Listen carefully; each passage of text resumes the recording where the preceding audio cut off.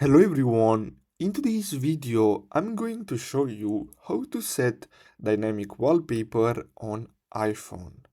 So the first step is to swipe down until you see the home screen, and then you're gonna have to simply tap and hold on any empty space on your screen, just like this.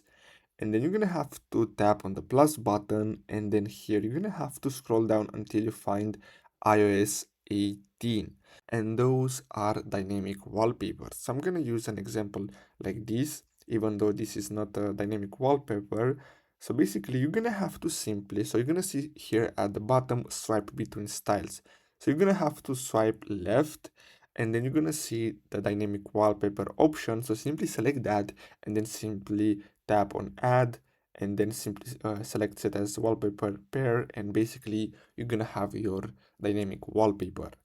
So basically that's it for today's video, guys. I really hope you found this video helpful. Don't forget to like and subscribe. Thanks for watching.